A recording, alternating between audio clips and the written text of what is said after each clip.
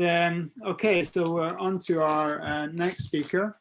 So the next speaker is Isabel Valera. Isabel, are you there? Yes. Yes. Thank you. So Isabel is a full professor at the Department of Computer Science in Solent University, and she's a group leader at the MPI for Intelligent Systems in Tübingen, where lots of amazing machine learning has happened in the past, and I'm sure she's doing more amazing stuff now. And her research focuses on developing machine learning methods that are flexible, robust, interpretable, and fair in the normal sense, not in the data science sense. She's going to talk about algorithmic recourse from counterfactual explanations to interventions. So over to you, Isabel. Thank you for the kind introduction. So, can you see my slides? Perfect. Okay, so in today's talk, I'm gonna actually talk about some of our recent work, which falls into the topic of ethical machine learning, and in particular, we are gonna talk algorithmic recourse. For those that are not familiar with that topic, don't worry, I'm gonna introduce this, the definition of algorithmic recourse. So, as probably many of you know, nowadays we have machine learning systems to inform or even to replace human supervision in a wide variety of decision-making processes. And some of these decision-making systems, they make decisions which I call consequential, as they may have important or significant impact in the life of the individuals that they decide about. So one of the main worries that not only we researchers have, but also some of the governmental entities and civil associations, is that how do we make sure that the outcomes of these automatic decision-making systems are aligned with human goals and values?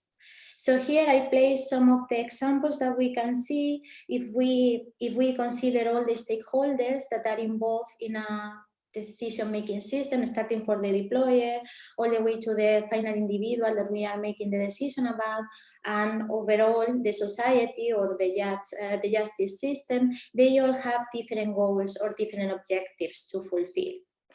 And something that might be a spoiler, but I think is quite clear by now, is that actually answering all these questions, like the examples I place here, requires significantly more information than simply training the machine learning system to maximize accuracy.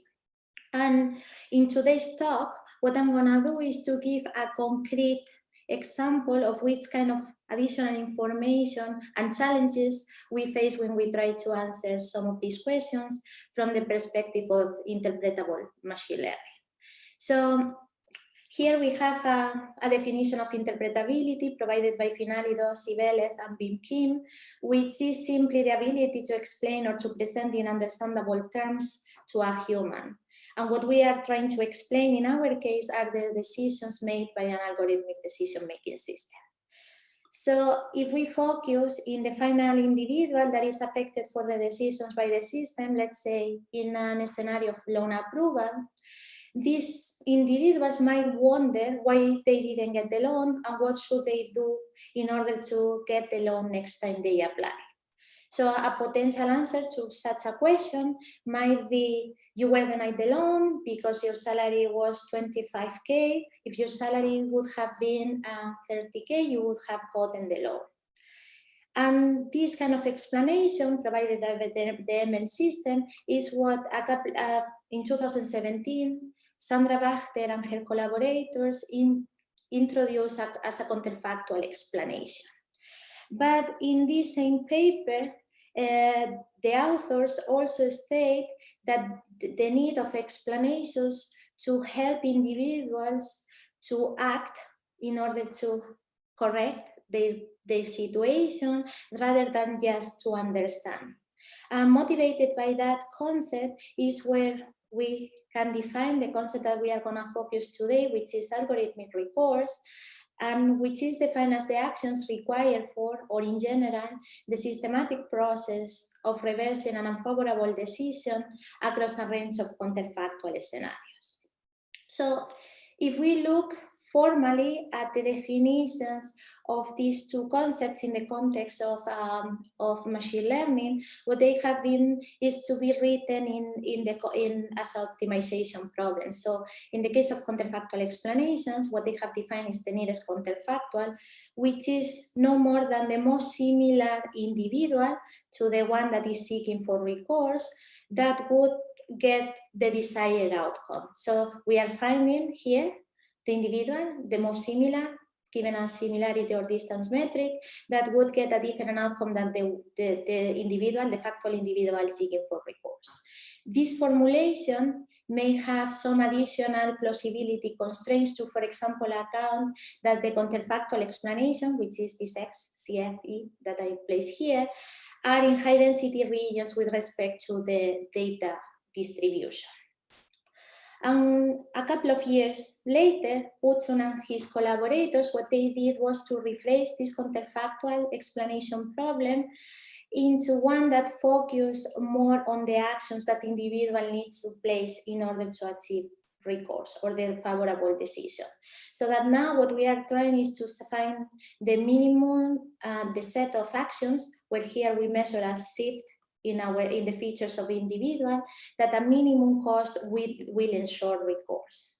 Something that is important from this new reformulation is that by writing the problem in that way, we are able to add new constraints, which we call feasibility constraints, that account, for example, for the actionability of the features, to prevent, for example, that we require an individual to change their gender or to decrease their age in order to get the desired outcome. Something else important here is that the main assumption that this new reformulation is doing is that we can get the counterfactual explanation or the new feature vector in an additive way, given the original feature vector for the individual seeking for recourse, and we also have the vector of shift in these features.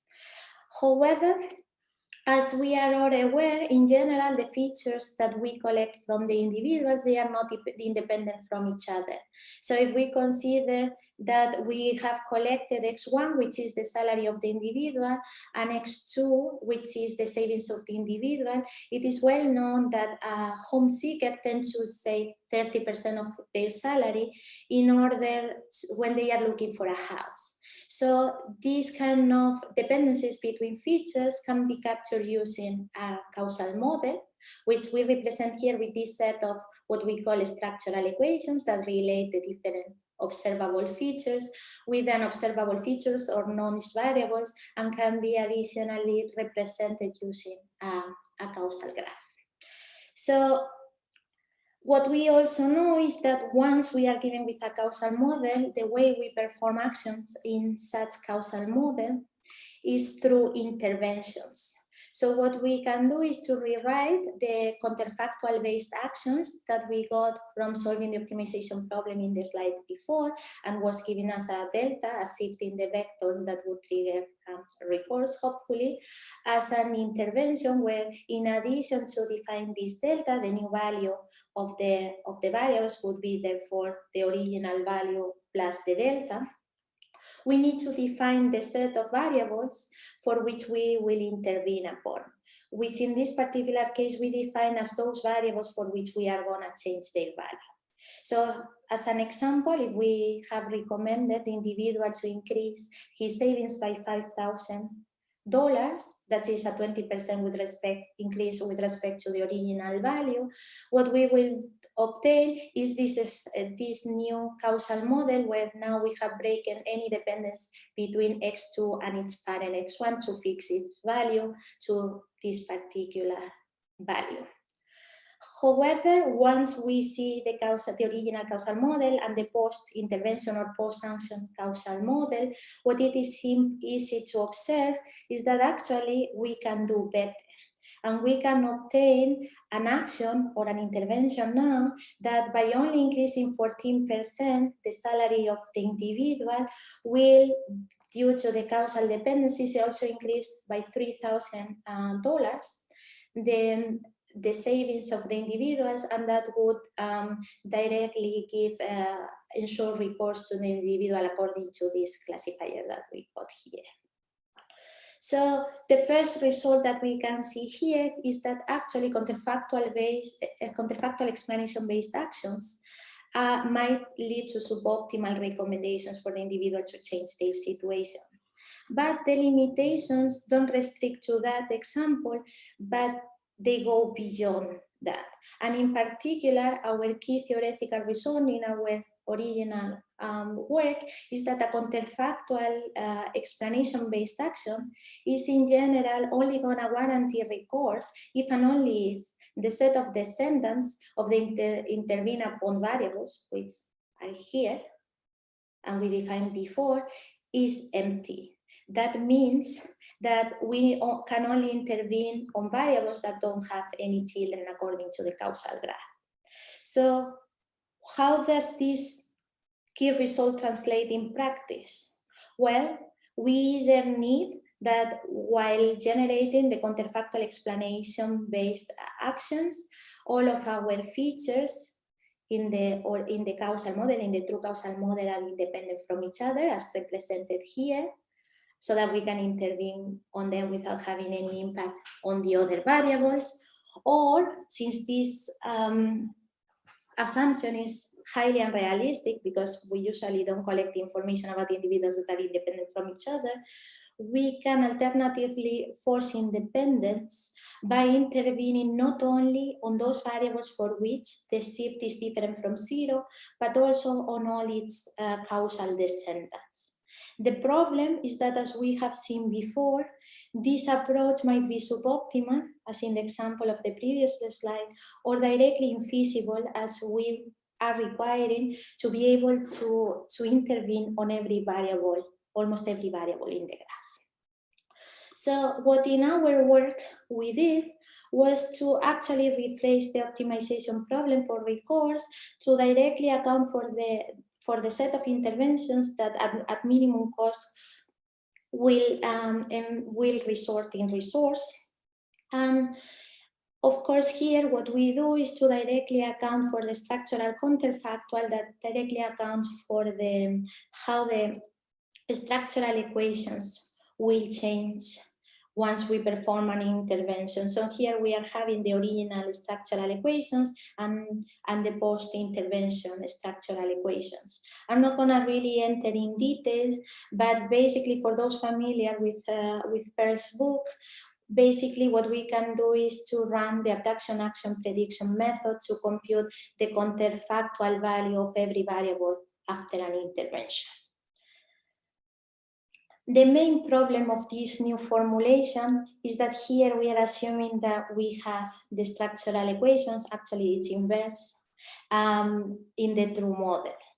And we have a bit of a negative result, which is that actually algorithmic recourse can in general only be warranted if we have the true structural equations. Irrespectively of how much data, either observational or experimental we are gonna need the structural equations and the shape and the value of the coefficients. And this is unfortunately not available in the real world. So what we afterwards did was to propose two approaches where we relax the assumption of having access to the structural equation. And in the first one, we simply assume that we don't know our structural equations, but we assume that they are of the additive form, additive Gaussian, where we have here the additive Gaussian noise, and here we have the form of the structural equation, which we don't know. And what we do is to actually estimate the counterfactual distribution by averaging over an infinite number of structural equations using a Gaussian process, where now this additive Gaussian model for our structural equations is going to be captured with a Gaussian process. As a result, what we can do is that instead of the standard case as proposed by Pearl, which does the abduction action prediction step in a deterministic way, we can do it in a probabilistic way. And of course, we can now rewrite the recourse optimization problem as shown here, where now it doesn't make sense to check whether the classifier output is going to change, but whether in expectation with respect to the counterfactual distribution is going to change. And the good news is that also we can play with this threshold that we want to pass to account for how much of the probability distribution mass, the one I represent here with this orange cloud, needs to be on the positive side of the boundary, which I represent like above this line. The problem of this approach is that, of course, we depend on whether the structural equations are of the form of additive Gaussian norms. And this in general might not be the truth, but it's even non-testable. So what we did in the next step was to go one step beyond and really not make any assumption on the structural equations, but simply say that we have causal sufficiency. That means there are non-confounders between observable variables. So in that particular case, what we can now do is to estimate the effect of an action or an intervention in a subpopulation that is similar to individual seeking for recourse. Not directly on the individual, but on a subpopulation which is similar to him, and I represent here with this orange cloud. And for that, we can use the interventional distribution, which can be computed as shown here, where basically it factorizes across any known condition on its parents distribution. This approach resembles the conditional average treatment, which has been used to, for example, predict the effect of a drug in a population suffering from a disease. But in our case, we can rewrite also the optimization problem of recourse as before, but now it is key to notice that here, instead of having the counterfactual distribution, we have the interventional distribution. I don't think I have too much time to go in details, but we have run a lot of semi-synthetic experiments, and there are like a couple of key messages that I think we can observe in these examples by comparing the validity, whether the proposed action by the different methods leads to actual recourse for the individual and the cost of these actions. And what in general we observe is that the probabilistic recourse approaches, the two I just presented before, tend to be much more robust than if we make use a point-based regressor to fit the counterfactual distribution. The second message that we need to come across is that while the subpopulation-based approaches, the ones based on conditional average treatment effect, lead to lower validity at a higher cost than individual approaches. This is obvious, as we are trying to move not only the uncertainty about an individual, but about a whole population to the other side of the boundary. They also tend to be more consistent in the type of actions or interventions that they propose. Actually, at the moment, there is a disagreement or a mismatch in the individualized approaches with the true causal model. They tend to propose actions that are completely different between different methods, when this is not the case in the case of population-based approaches.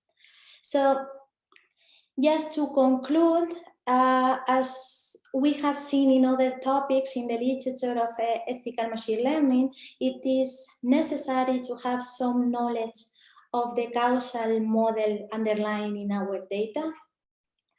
This is, in general, having fully information of the causal dependencies is unrealistic, and what we are doing currently is to see how can we relax these assumptions. And of course, we have also seen that in general, there is always going to be a trade-off between how strict our assumptions are and also how individualized the recommendations or the results that we can provide are. But I think we are moving in the right direction, even though there is still a lot of future work to be done. Here I mentioned a bit. So if you are interested in knowing a bit more, or all the details I skip in this talk, the preprint of the two works I presented is available here, and I'm happy to answer any question. Thank you. Thank you, Isabel. Apologies if there's any banging going on. I think my kids have just started some sort of class upstairs. But okay, so let me have a look if there's any questions. So I can't see any questions. So as I said, if anyone wants to just jump in with a question now, then speak up. So okay, I'm going to ask, because causal inference has been kind of extremely hot topic in medical sort of areas, in applications, and people are really interested in terms of prediction models in healthcare. And I really like this idea of kind of bringing probability to the causal, bringing in the uncertainty into the causal side, and thinking about actions using these causal inference systems, because we use these prediction models to then actually do things. But often when we're trying out in medicine to do things, we might do it with trials. And in trials, you can also select your data in a sense. You can kind of, so you want to know about causality, you want to take actions, but you also, in smart trials, you can also select the data on which you're going to start doing investigations and taking actions. Would that fit into this framework? Could we also fit in kind of the active selection of data on which to try actions with causal inference? Or is that just getting too crazy to combine all those things? I actually would say so. So I haven't entered too much in the discussion in here, but how the data collection process is being performed is a key factor in any ethical issue of machine learning. So in that regard, you only don't need to account for which distribution you are sampling from, but also what are the features that you are collecting and how they relate with each other. So I believe that whenever you are trying to deploy or develop a system that is in the context of either healthcare, but also any other consequential decision making, we are gonna need to, from the beginning of the process, to have a more broad or holistic view of the system, starting from which features we collect, and whether, for example, we can even draw a causal graph between the feature up to some extent. Yeah, because I suppose you can select data where you have a stronger belief in your causal relationships, for instance, and then it's kind of safer to make inferences in that class of data. So like a subpopulation where you believe your prediction model is really describing things correctly, whereas the general population, maybe the causal uncertainty kind of leaks in a lot more. I guess it might be very hard to do, but it sounds really cool to combine all these ideas. Yeah, well, in some applications so far, what we are assuming is that the causal graph can be extracted with prior knowledge of the expert in the field of application. But I guess in the long run, it would be during the whole decision or design of the system, of the machine learning system, they would directly need to do very carefully the data collection and try to see what kind of information beyond the feature collection and the maximizing accuracy they can draw. And this is also gonna limit how many ethical warranties they are gonna have. So I think they are gonna need to probably keep it in mind from the very beginning. And we've got some questions now in the Google Doc. So Humayun has asked, have you considered causal constraints from human decision makers? If not, what is your point of view on this? So I'm not sure what causal constraints means there, but perhaps as in, I guess, restrictions on what's allowed in the causal model, perhaps. But that's another kind of causal prior knowledge, I suppose. Yeah, I haven't directly thought about it. It is true that, and I think we are going to have a bit of more discussion this afternoon, how you combine the recommendation of a prediction by the algorithmic system to the recommendation of a human, or how to incorporate restrictions. If by simply keeping in mind the algorithm, things become difficult. When you start mixing the two of them, it doesn't seem to become any easier. So I should say to people that Isabel is also going to be in the panel at the end. And I think this question is maybe relating to kind of eliciting priors from humans about causality. So maybe something that we pick up in the panel later on. And then there was another question from Jordan Rykhoff. How do we deal with non-Euclidean feature spaces where similarity is harder to define, such as a VAE, for instance?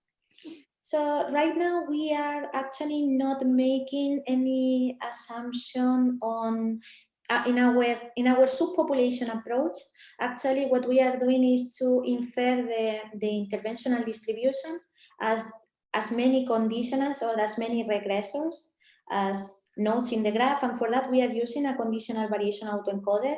So the parent-children dependency is not restricted to a particular parametric form, but of course, but not restricting ourselves to any parametric form, we can only infer the interventional distribution, but not the counterfactual one, right? So as soon as you want to keep removing some of your assumptions or your limitations, you pay a bit the trade-off by how individualized your recommendations can be. Great. Thank you, Isabel.